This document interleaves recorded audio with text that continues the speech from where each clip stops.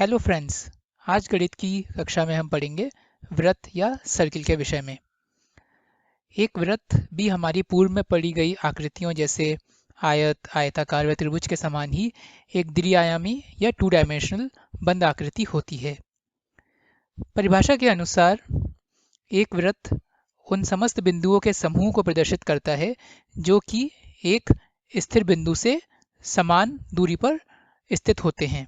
वृत्त में इस स्थिर बिंदु को केंद्र बिंदु कहते हैं तथा उस वृत्त पर स्थित समस्त बिंदुओं की इस केंद्र बिंदु से समान दूरी को हम त्रिज्या या रेडियस कहते हैं। जैसे कि इस दिए गए चित्र में O हमारा केंद्र बिंदु या सेंटर है, जबकि इस वृत्त पर स्थित समस्त बिंदुओं की इस केंद्र बिंदु O से दूरी समान है। यहाँ पर मैंने एक बिंदु P लिया है और इस दूरी OP को हम त्रिज्या या रेडियस कहते हैं। अर्थात इस वृत्त में इस बिंदु O को हम केंद्र बिंदु कहते हैं अर्थात सेंटर कहते हैं तथा इस केंद्र बिंदु की इस वृत्त पर स्थित समस्त बिंदुओं से एक समान दूरी होती है तथा उस समान दूरी OP को हम त्रिज्या या रेडियस कहते हैं। आइए अब हम आगे बढ़ते हुए एक वृत्त या सर्किल के संदर्भ में उससे जुड़ी कुछ महत्वपूर्ण शब्दावली या टर्मिनोलॉजीज को समझते हैं। एक वृत्त में किन्हीं दो बिंदुओं को जोड़ने वाली रेखा उसकी जीवा कहलाती है।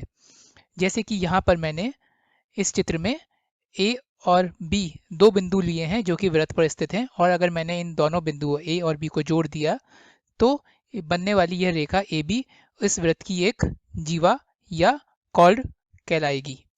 इस जीवा की एक विशेष परिस्थिति होती है जिसके अंतर्गत अगर मैं वृत्त पर स्थित किसी दो बिंदुओं को जोड़ूं और उनको जोड़ने से बनने वाली रेखा उसकी केंद्र बिंदु को पार करे अर्थात उस रेखा पर केंद्र बिंदु भी स्थित हो तो वह जीवा व्यास या डायामीटर कहलाती है। एक महत्वपूर्ण बात, एक वृत्त की सबसे बड़ी जीवा उसकी व्यास या डायामीटर ही होता है। एक डायामीटर या व्यास से अधिक लंबी कोई भी जीवा हम एक वृत्त के अंदर नहीं खींच सकते। एक और महत्वपूर्ण बात, हम देख सकते हैं कि यहाँ पर COD रेखा इस वृत्त का एक व्यास है जिसकी की कुल लंबाई CO प्लस OD के बराबर है। अर्थात इस व्यास की लंबाई है CO प्लस OD, किंतु हम जानते हैं कि CO और OD इस वृत्त की त्रिज्या के बराबर हैं क्योंकि ये दोनों ही लंबाइयाँ केंद्र बिंदु से इस वृत्त पर स्थित एक बिंदु की लंबाई है जो कि समान होती है। अर्थात CO प्लस OD मेरे त्रिज्या रेडियस के दुगने को व्यक्त करता है। अगर मैं डायामीटर को D से व्यक्त करूं तो मैं कह सकता हूं कि मेरा डायामीटर या व्यास त्रिज्या के 2 गुने के बराबर होता है। तो जहां मेरा OP एक त्रिज्या को प्रदर्शित करता है वहीं पे मेरी रेखा CD डायामीटर या व्यास को प्रदर्शित करती है तथा मेरे व्यास की लंबाई मेरे त्रिज्या की लंबाई से दुगनी होती है। साथ ही साथ एक वृत्त की पूर्ण लंबाई अर्थात यह पूरा का पूरा वृत्त, इस लंबाई को हम उसकी परिधि या सर्कमफ्रेंस कहते हैं। अर्थात यह पूरी लंबाई जो एक सर्किल की है उसे हम सर्किल की परिधि या सर्कमफ्रेंस कहते हैं। आइए अब हम आगे बढ़ते हैं।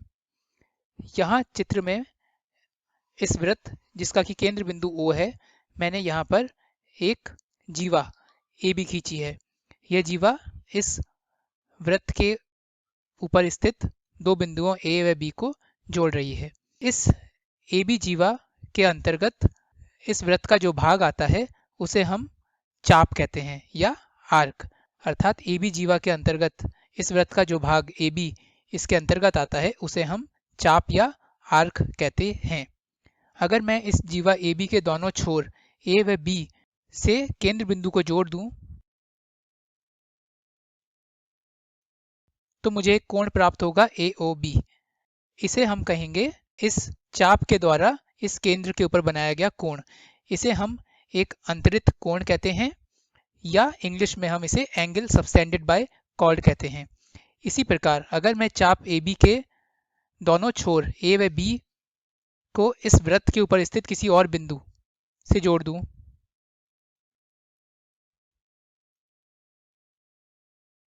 जैसे कि बिंदु P से, तो मुझे एक कोण प्राप्त होगा APB। इस कोण APB को भी मैं पुनः अंतरित कोण कहूंगा, किंतु मैं कहूंगा कि यह इस चाप AB के द्वारा इस वृत्त के बिंदु के ऊपर बनाया गया अंतरित कोण है। तो जहां AOB जीवा AB के द्वारा केंद्र पर बनाया गया अंतरित कोण है, उसी तरीके से APB जीवा AB के द्वारा उस केंद्र के किसी बिंदु पर बनाया गया कोण है। इसे हम यह भी कह सकते हैं कि यह कोण एक जीवा AB ने बनाया है या फिर चाप AB ने बनाया है। आइए अब हम आगे बढ़ते हुए वृत्त से संबंधित कुछ महत्वपूर्ण नियमों के बारे में समझते हैं। यहाँ मैंने एक वृत्त लिया है जिसका कि केंद्र बिंदु O है, तथा मैंने इस वृत्त में दो जीवा AB व CD खींची हैं। यहाँ पे महत्वपूर्ण बात यह है कि इन दोनों जीवा AB व CD की लंबाई बराबर है। आइए अब मैं जीवा AB के दोनों छोर A व B को केंद्र बिंदु O से जोड़ देता हूँ। इसी प्रकार से मैं जीवा CD के दोनों छोरों C व D को केंद्र बिंदु O से जोड़ देता हूँ। तो इस प्रकार से मेरे पास दो त्रिभुज AOB व COD का निर्माण होता है। अगर मैं इन दोनों त्रिभुजों की तुलना करूं तो पाऊंगा कि त्रिभुज AOB में भुजा AB दूसरे त्रिभुज CD के बराबर है, क्योंकि ऐसा मैंने बताया कि इन दोनों जीवाओं की लंबाई बराबर है। दूसरी भुजा OA का मान दूसरे त्रिभुज की OC भुजा के बराबर है, क्योंकि ये दोनों एक ही वृत्त की दो त्रिज्याएं हैं। इसी प्रकार से भुजा OB का मान दूसरे त्रिभुज की भुजा OD के बराबर है। अर्थात इन दोनों त्रिभुजों की तीनों भुजाएं एक दूसरे के बराबर हैं। अर्थात यह मेरी त्रिभुज की सर्वांग समता के परिस्थिति साइड साइड साइड को संतुष्ट करती हैं। अर्थात ये दोनों त्रिभुज सर्वांग सम त्रिभुज हैं। सर्वांग समता के विषय में अधिक जानकारी प्राप्त करने के लिए आप मेरे वीडियो त्रिभुज की सर्वांग समता को देख सकते हैं, जिसका लिंक आपको इसी वीडियो के डिस्क्रिप्शन बॉक्स में मिल जाएगा। तो इस प्रकार से हम देखते हैं कि त्रिभुज AOB व COD सर्वांग समता के साइड साइड साइड नियम को संतुष्ट करते हैं, अर्थात ये दोनों त्रिभुज सर्वांग सम हैं। इसका अर्थ होगा कि इन दोनों त्रिभुजों के तीनों सापेक्ष भुजाएं व तीनों सापेक्ष कोण एक दूसरे के बराबर हैं। अब अगर हम देखें तो त्रिभुज AOB में कोण AOB कोण COD के सापेक्ष है, और क्योंकि ये दोनों त्रिभुज सर्वांग सम हैं, अर्थात इन दोनों सापेक्ष कोणों का मान बराबर होगा। किंतु हम ये भी जानते हैं कि एंगल AOB जीवा AB के द्वारा केंद्र पर बनाया हुआ अंतरित कोण है, या angle subtended by chord AB है। इसी प्रकार से COD जीवा CD के द्वारा केंद्र पर बनाया गया अंतरित कोण है, और हमने यहाँ पर सर्वांग समता के नियम के अनुसार यह प्रमाणित किया कि यह दोनों कोण बराबर हैं। यही हमारा पहला नियम है कि अगर मैं एक वृत्त में दो समान लंबाई की जीवा खींचूं तो उन दोनों जीवाओं के द्वारा केंद्र पर बनाए गए अंतरित कोण का मान समान होता है। आइए अब हम दूसरे नियम की ओर बढ़ते हैं। यहाँ पर मैंने पहले नियम के तुलना में थोड़ा सा परिवर्तन किया है। मैंने पुनः एक वृत्त में दो जीवा AB व CD खींची हैं, किंतु मैं यहाँ पे यह माना है, किंतु यहाँ पर मुझे दिया गया है कि इन दोनों जीवा AB व CD के द्वारा केंद्र पर बनाया गया अंतरित कोण समान है। अर्थात मुझे यह दिया गया है कि एंगल AOB का मान एंगल COD के बराबर है। मुझे जीवा AB व CD की लंबाई के बारे में कोई ज्ञान नहीं है। अब अगर मैं पुनः दोनों त्रिभुज AOB व COD की तुलना करूं तो पाऊंगा कि त्रिभुज AOB की भुजा OA का मान दूसरे त्रिभुज की भुजा OC के बराबर है, तथा त्रिभुज AOB की भुजा OB का मान दूसरे त्रिभुज की OD भुजा के बराबर है।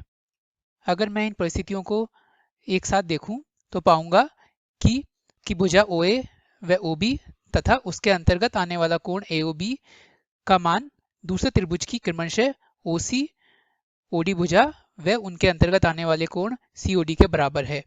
अर्थात ये दोनों त्रिभुज मेरी सर्वांग समता की साइड एंगल साइड की परिस्थिति को संतुष्ट करते हैं। अर्थात मेरे दोनों त्रिभुज AOB व COD परस्पर सर्वांग सम त्रिभुज हैं। इसका अर्थ यह हुआ कि इन दोनों त्रिभुजों में सापेक्ष भुजाएं व सापेक्ष कोण बराबर होंगे। अब अगर मैं इन दोनों त्रिभुजों की पुनः तुलना करूं तो पाऊंगा कि AOB त्रिभुज की भुजा AB व COD त्रिभुज की भुजा CD परस्पर सापेक्ष भुजाएं हैं, अर्थात इन दोनों भुजाओं की लंबाई बराबर होगी, अर्थात AB की लंबाई CD के बराबर होगी, किंतु AB व CD मेरे एक वृत्त की दो जीवाएं हैं।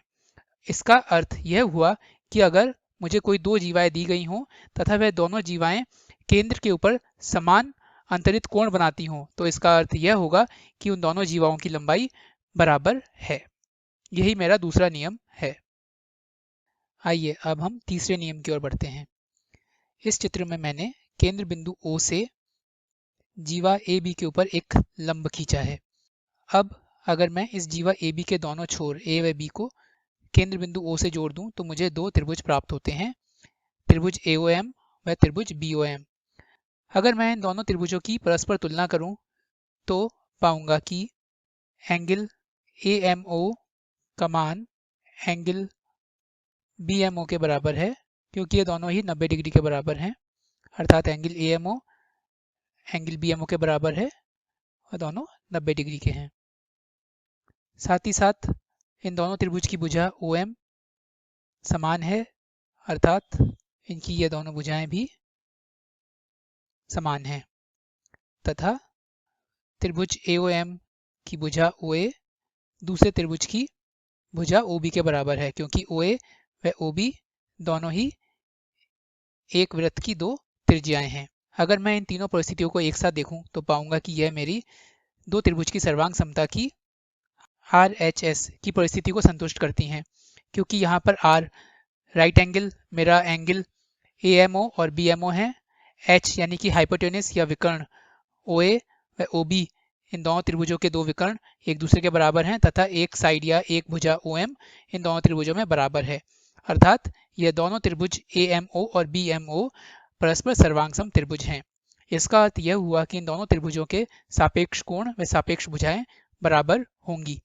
अगर मैं इसी बात को ध्यान में रखते हुए AMO की भुजा AM को लेऊं तो यह दूसरे त्रिभुज की भुजा BM के बराबर होगी, क्योंकि यह दोनों सापेक्ष भुजाएं होंगी। यहाँ पर M बिंदु मेरे जीवा AB के ऊपर स्थित एक बिंदु है, किंतु हमने इन दोनों त्रिभुज की सर्वांग समता से यह प्रमाणित किया कि AM की लंबाई BM के बराबर है।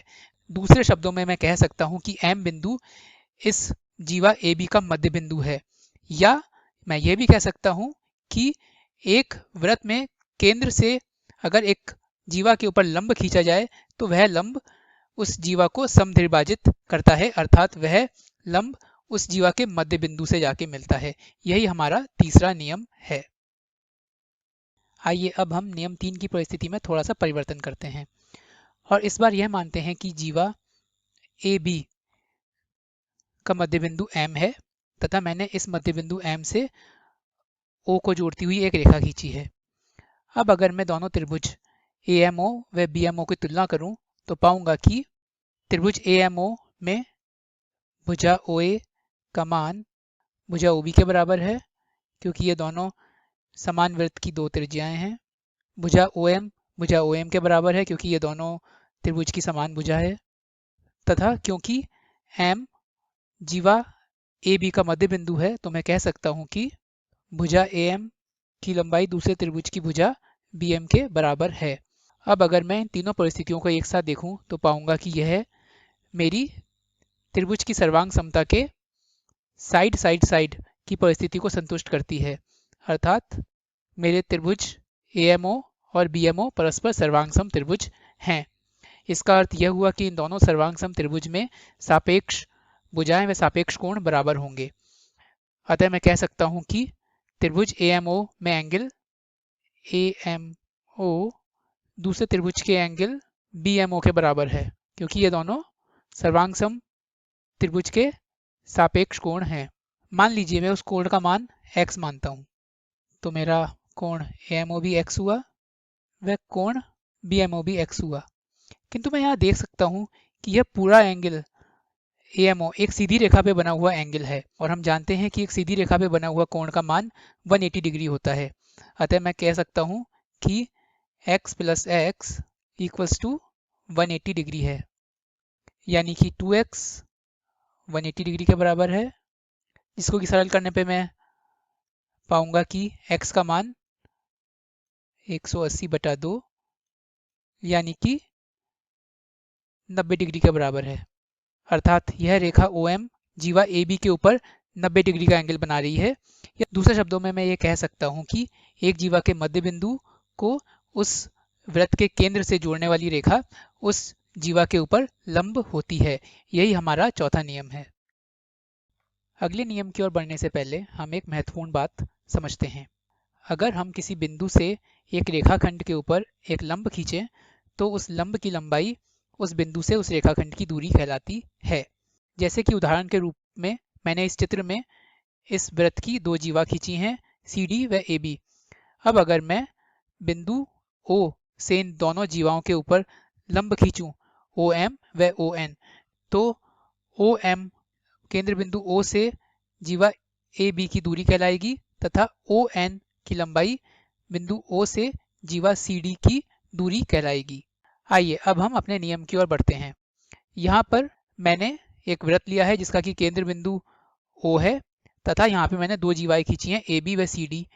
इन दोनों जीवाओं AB व CD की लंबाई बराबर है तथा जैसे कि मैंने आपको बताया कि मैंने केंद्र बिंदु O से जीवा AB व जीवा CD के ऊपर दो लंब खींचे हैं, OM व ON। अब नियम 3 के माध्यम से मैं ये जानता हूँ कि अगर मैं केंद्र बिंदु से एक जीवा के ऊपर लंब खींचूं तो वह उस जीवा को दो बराबर भागों में विभाजित करता है, अर्थात वह उस जीवा के मध्य बिंदु पर जाके मिलता है। अर्थात मैं कह सकता हूँ कि N जीवा CD का मध्य बिंदु है तथा M जीवा AB का मध्य बिंदु है। अब क्योंकि यहाँ पर जीवा AB व CD की लंबाई बराबर है, अर्थात मैं लिख सकता हूँ कि जीवा AB जीवा CD के बराबर है, अर्थात इन दोनों जीवाओं की बिल्कुल आधी, अर्थात AB/2 व CD/2 भी बराबर होंगे। और क्योंकि M जीवा AB का मध्य बिंदु है, अर्थात AB/2 मेरा AM हुआ। और क्योंकि N मेरे जीवा CD का मध्य बिंदु है तो CD/2 मेरा CN हुआ, अर्थात AM की लंबाई CN के बराबर है।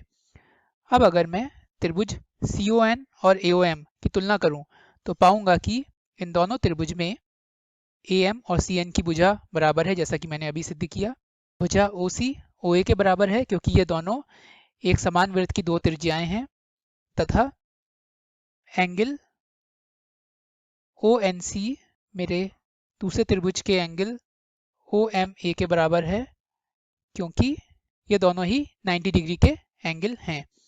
अब अगर मैं इन तीनों परिस्थितियों को एक साथ देखूं तो मैं ये कह सकता हूं कि यह मेरी दो त्रिभुज की सर्वांग समता की परिस्थिति RHS को संतुष्ट करती हैं, क्योंकि यहाँ पर इन दोनों त्रिभुज का कोण ONC व OMA एक राइट एंगल या 90 डिग्री का एंगल है तथा इनकी भुजा OC व OA बराबर हैं, जो कि इन दोनों संभव त्रिभुज की विकर्ण या हाइपोटेनस हैं तथा इनकी एक और भुजा CN AM के बराबर है। अर्थात ये दोनों त्रिभुज मेरे RHS के सर्वांग समता के नियम को संतुष्ट करते हैं, अर्थात मेरे ये दोनों त्रिभुज CON व AOM परस्पर सर्वांगसम त्रिभुज हैं। इसका अर्थ यह हुआ कि इन दोनों त्रिभुजों की सापेक्ष भुजाएं व सापेक्ष कोण बराबर होंगे। इसका मतलब मैं कह सकता हूं कि भुजा ON भुजा OM के बराबर होगी क्योंकि यह दो सर्वांग सम त्रिभुजों की सापेक्ष भुजाएं हैं। किंतु मैंने अभी अभी कहा कि किसी बिंदु से किसी रेखा के ऊपर डाला गया लंब उस बिंदु की उस रेखा से दूरी को व्यक्त करता है। अब क्योंकि OM व ON केंद्र बिंदु O से जीवा AB व जीवा CD की दूरी को प्रदर्शित करती हैं, तो मैं ये कह सकता हूं कि अगर एक वृत्त में मैं दो जीवाएं खींचूं जिनकी की लंबाई समान है तो उन दोनों जीवाओं की केंद्र बिंदु से दूरी समान होगी। यही मेरा पांचवा नियम है। तो हमने अब तक के पढ़े नियमों के अनुसार जाना कि अगर हम एक वृत्त में दो जीवाएं खींचते हैं, अर्थात दो कॉर्ड खींचते हैं जिनकी लंबाई बराबर की होती है, जैसे कि इस चित्र में जीवा AB की लंबाई जीवा CD के बराबर है, तो हमने अपने नियमों के अनुसार जाना कि यह दोनों जीवाएं केंद्र पर बराबर माप का अंतरित कोण या इंटीरियर एंगल बनाएंगी। अर्थात जीवा CD के द्वारा केंद्र पर बनाया गया अंतरित कोण COD का माप जीवा AB के द्वारा केंद्र पे बनाए गए अंतरित कोण AOB के बराबर होगा। साथ ही साथ हमने यह भी जाना कि अगर दो जीवाओं की लंबाई समान है तो वृत्त में उन दोनों जीवाओं की केंद्र से लंबवत दूरी भी समान होगी। अर्थात जीवा CD की केंद्र से दूरी ON का मान जीवा AB की केंद्र से दूरी OM के बराबर होगी।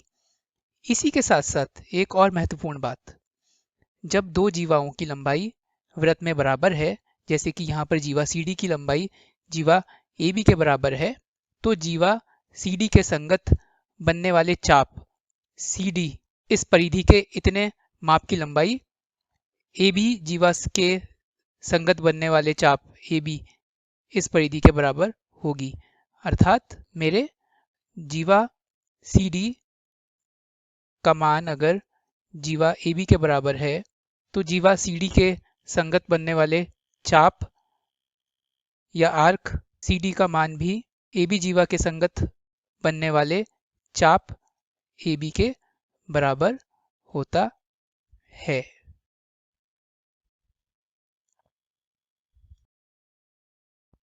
आइए हम अपने अगले नियम की ओर बढ़ते हैं। इस नियम को सिद्ध करने के लिए मैंने एक वृत्त में AB जीवा ली है तथा इस AB जीवा के द्वारा उसके केंद्र बिंदु O के ऊपर एक अंतरित कोण AOB बनाया है तथा उसी जीवा AB के द्वारा वृत्त पर स्थित एक बिंदु P के ऊपर एक और अंतरित कोण बनाया है। अब मान लीजिए मैं इस बिंदु P को O से जोड़ देता हूं तथा कुछ आगे तक बढ़ाता हूं और इसका नाम कर देता हूं Q। तो यहाँ पर मेरे पास में मुझे दो त्रिभुज प्राप्त होते हैं, एक POB तथा एक POA। अगर मैं पहले त्रिभुज POB के बारे में देखूं तो मैं देख सकता हूं कि इस त्रिभुज POB में उसकी भुजा OP उसकी दूसरी भुजा OB के बराबर है, क्योंकि ये दोनों ही एक समान वृत्त की दो त्रिज्याएं हैं। अर्थात POB एक समद्विबाहु त्रिभुज है और हम जानते हैं कि एक समद्विबाहु त्रिभुज में जिसमें कि उसकी दो भुजाएं समान होती हैं, उन दो समान भुजाओं के सम्मुख कोण भी बराबर होते हैं। इस विषय में अधिक जानकारी प्राप्त करने के लिए आप मेरा वीडियो त्रिभुज के गुणधर्म भी देख सकते हैं, जिसका लिंक आपको इसी वीडियो के डिस्क्रिप्शन बॉक्स में मिल जाएगा। तो इस नियम के पालना करते हुए मेरे भुजा OP का सम्मुख कोण OBP और OB का सम्मुख कोण OPB यह दोनों बराबर होंगे। मैंने इन दोनों को x से दर्शाया है। अब एक और महत्वपूर्ण बात, क्योंकि मैंने इस त्रिभुज की भुजा OP को Q तक और बढ़ाया है, तो अगर आप देखेंगे तो मेरा यह कोण QOB इस त्रिभुज POB का बहिष्कोण हो जाता है तथा पुनः हम त्रिभुज के नियम के अनुसार जानते हैं कि एक त्रिभुज का बहिष्कोण उसके दो अभिमुख अंत्यकोणों के योग के बराबर होता है। अर्थात एक्सटीरियर एंगल उसके दो इंटीरियर अपोजिट एंगल के सम के बराबर होता है। तो मैं यहाँ पर कह सकता हूँ कि मेरा एंगल QOB उसके अभिमुख दो अंत्यकोणों के योग के बराबर है और यहाँ पे इस चित्र से स्पष्ट है कि इसके दो अभिमुख अंत्यकोण हैं OPB और OBP, जिन दोनों का मान x के बराबर है। अर्थात इस बहिष्कोण का मान हुआ x प्लस x बराबर 2x। तो मैं लिख सकता हूं कि यह QOB का मान 2x के बराबर हुआ। इसी प्रकार से अगर मैं दूसरे त्रिभुज AOP को देखूं तो उसमें पुनः इस त्रिभुज की दो भुजाएं OP और OA समान हैं, क्योंकि यह दोनों पुनः एक समान वृत्त की दो त्रिज्याएं हैं। अतः पुनः यह त्रिभुज AOP एक समद्विबाहु त्रिभुज है और इसकी समान भुजाओं के सम्मुख कोण समान माप के होंगे, जिनको कि मान लीजिए मैंने y से प्रदर्शित किया। अब पुनः अगर मैं AOQ इस कोण की बात करूं तो यह कोण मेरा AOP इस त्रिभुज का बहिष्कोण हुआ। पुनः क्योंकि यह इस त्रिभुज का बहिष्कोण है तो इसका मान इसके अभिमुख दोनों अंत्यकोणों के योग के बराबर होगा, जो कि इस परिस्थिति में है APO और OAP, अर्थात QOA इस कोण का मान इसके अभिमुख दो अंत्यकोणों के बराबर होगा और उन दोनों अंत्यकोणों का मान है y, अर्थात QOA का मान हुआ y प्लस y अर्थात 2y। अर्थात मैं इसको QOA को मैं बोल सकता हूँ कि यह 2y के बराबर है। अब इसका अर्थ यह हुआ कि मेरा पूर्ण एंगल AOB जो कि एंगल QOA प्लस QOB के बराबर है, इसका मान ऊपर समीकरणों के अनुसार हुआ 2x प्लस 2y, जिसे कि मैं लिख सकता हूँ 2 bracket x plus y।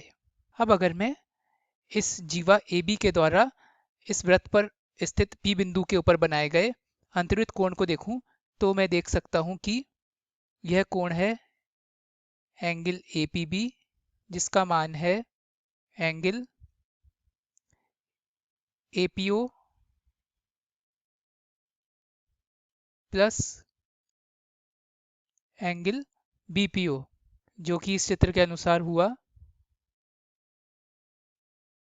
x plus y के बराबर।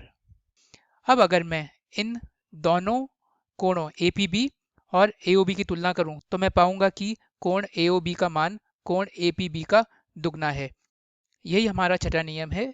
तो इस नियम के अनुसार अगर मैं वृत्त में एक जीवा लेऊं तो उस जीवा के द्वारा केंद्र पर बनाए गए अंतरित कोण का मान उसी जीवा के द्वारा उस वृत्त पर स्थित किसी और बिंदु पर बनाए गए कोण का दुगना होते हैं। जैसे कि यहाँ पर हमारे कॉर्ड या जीवा AB के द्वारा केंद्र पर बनाया गया कोण AOB का मान इसी जीवा AB के द्वारा इस वृत्त पर केंद्रित बिंदु P पर बनाए गए कोण का दुगना है।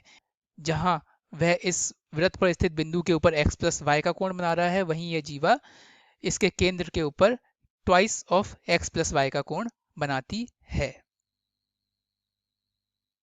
अगले नियम की ओर बढ़ने से पहले हम एक महत्वपूर्ण बात को समझते हैं। मान लीजिए मैंने एक जीवा AB ली है, या दूसरे शब्दों में आप कह सकते हैं कि मैंने दो बिंदु A व B लिए हैं तथा इन दोनों को जोड़कर मैंने एक रेखा बनाई है AB।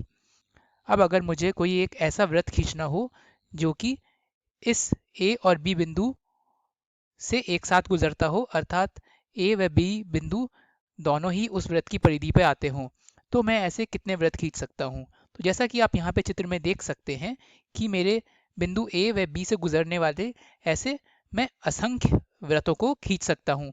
अर्थात ऐसे असंख्य वृत्त हो सकते हैं जो कि एक साथ बिंदु A व बिंदु B से होकर गुजरें, या दूसरे शब्दों में AB रेखाखंड को अपनी जीवा बनाने वाले ऐसे असंख्य वृत्त खींचे जा सकते हैं। अब हम इसी तथ्य को थोड़ा सा आगे विस्तारित करेंगे व अगले नियम में देखेंगे कि अगर मैं ऐसे तीन बिंदु लेऊं जो कि किसी एक रेखा पर स्थित नहीं है, अर्थात जो कि संरेखी नहीं है, या इंग्लिश में हम कहें कि वह तीन बिंदु नॉन लीनियर हैं, तो उन तीन बिंदुओं पर एक साथ गुजरने वाले हम कितने वृत्त को खींच सकते हैं। अर्थात हम ऐसे कितने वृत्तों की रचना कर सकते हैं जो कि उन तीन नॉन लीनियर बिंदुओं से एक साथ होकर गुजरें। हम इस बात को अपने अगले नियम के द्वारा समझने का प्रयास करेंगे। हमारे अगले नियम को सत्यापित करने के लिए मैंने यहाँ पर चित्र में तीन बिंदु लिए हैं A, B व C। जैसा कि आप देख सकते हैं कि यह तीन बिंदु A, B व C एक रेखा पर स्थित नहीं है, अर्थात यह संरेखी या लीनियर नहीं है। आइए हम यह मानते हैं कि इन तीन बिंदु जो कि संरेखी बिंदु नहीं है, उनसे गुजरने वाले हम अनेक सर्किल्स या वृत्तों की रचना कर सकते हैं। मान लीजिए मैंने उन अनेक वृत्तों में से कोई दो वृत्त लिए जिनके की केंद्र बिंदु मैंने माने O1 और O2। अब क्योंकि A, B व C तीनों बिंदु इन दोनों वृत्तों जिनके की केंद्र O1 व O2 हैं इन पर स्थित हैं, तो इसका अर्थ हुआ कि O1A O1B व O1C उस केंद्र की 3 त्रिज्याओं को प्रदर्शित करता है जिसका कि केंद्र बिंदु O1 है, अर्थात इन तीनों की लंबाई बराबर हुई। यही बात दूसरे वृत्त के लिए भी सत्य होगी जिसका कि केंद्र बिंदु O2 है, अर्थात O2A, O2B व O2C उस वृत्त जिसका कि केंद्र बिंदु O2 है उसकी 3 त्रिज्याओं को प्रदर्शित करता है, अर्थात इन तीनों की लंबाई भी बराबर हुई। अब अगर मैं इन समीकरण को ध्यान से देखूं तो पाऊंगा कि O1A O1B के बराबर है और हम ज्योमेट्री के पूर्व में पढ़े गए सिद्धांतों के अनुसार जानते हैं कि अगर किसी बिंदु की किसी दिए हुए रेखाखंड के दोनों छोरों से दूरी समान होती है तो इसका अर्थ यह होता है कि वह बिंदु उस रेखाखंड के लंब समद्विभाजक या परपेंडिकुलर बाइसेक्टर पर स्थित होता है। तो इसका अर्थ यह हुआ कि क्योंकि O1 की दूरी बिंदु A व बिंदु B से बराबर है तो इसका अर्थ हुआ कि O1 AB रेखाखंड के लंब समद्विभाजक पर स्थित होगा। इसी प्रकार से अगर मैं देखूं कि O1A बराबर है O1C के तो इसका अर्थ यह हुआ कि O1 की दूरी बिंदु A व बिंदु C से बराबर है, अर्थात यह रेखाखंड AC के लंब समद्विभाजक पर भी स्थित हुआ। यही बात मेरे बिंदु O2 के लिए भी सत्य है, अर्थात O2 भी रेखाखंड AB के लंब समद्विभाजक व रेखाखंड AC के लंब समद्विभाजक पर स्थित होना चाहिए। आइए अब हम इन दोनों रेखाखंड पर लंब समद्विभाजक की रचना करते हैं और देखते हैं कि हमें O1 व O2 कहाँ मिलते हैं। तो पहले मैंने रेखाखंड AB के ऊपर एक लंब समद्विभाजक की रचना करी, अर्थात इसके मध्य बिंदु से होकर गुजरने वाला 90 डिग्री की रेखा खींची। इसी प्रकार से मैंने रेखाखंड AC के मध्य बिंदु से एक 90 डिग्री की रेखा अर्थात इसका लंब समद्विभाजक खींचा। तो मैंने इन दोनों रेखाखंडों के सापेक्ष उनके लंब समद्विभाजक की रचना करी, किंतु मैं क्या देखता हूं कि ये दोनों लंब समद्विभाजक केवल एक और एक ही बिंदु के ऊपर मिलते हैं, अर्थात मैं ऐसा केवल एक ही बिंदु प्राप्त कर सकता हूं जो कि AB रेखाखंड और AC रेखाखंड इन दोनों के लंब समद्विभाजक के ऊपर स्थित हो। अर्थात मेरा यह अनुमान कि मैं एक से अधिक ऐसे केंद्र बिंदु प्राप्त कर सकता हूं O1 व O2 जो कि इन दोनों रेखाखंड AB व AC के लंब समद्विभाजकों पर स्थित होंगे, यह अनुमान गलत है। इस दूसरे शब्दों में इसका अर्थ यह भी हुआ कि तीन बिंदुओं जो कि परस्पर संरेखी या लीनियर नहीं है उनसे गुजरने वाला हम केवल एक ही वृत्त खींच सकते हैं, क्योंकि हमें उसके सापेक्ष में केवल एक ही ऐसा केंद्र बिंदु प्राप्त हुआ जिसकी कि इन दिए गए तीनों बिंदु A, B व C से दूरी समान होती है। यही हमारा 7वां नियम है। तो इस प्रकार से हमने इस अध्याय में वृत्त अर्थात सर्किल के बारे में पढ़ा। हमने वृत्त के विषय में विभिन्न प्रकार की शब्दावलियों या टर्मिनोलॉजी के बारे में पढ़ा तथा वृत्त से संबंधित अनेक प्रकार के नियमों को भी सिद्ध किया। हेलो फ्रेंड्स, अगर आपको मेरे वीडियोस उपयोगी लगें तो आपसे अनुरोध है कि आप मेरे YouTube चैनल को सब्सक्राइब करें और मेरे वीडियोस को लाइक करें। इससे आपको मेरे नए आने वाली वीडियोस के नोटिफिकेशन तुरंत ही प्राप्त हो पाएंगे। साथ ही साथ आप अपने सुझावों को वीडियोस के कमेंट्स के द्वारा मुझ तक पहुँचाइए, जिससे कि मैं अपने वीडियोस में निरंतर सुधार कर सकूँ। धन्यवाद।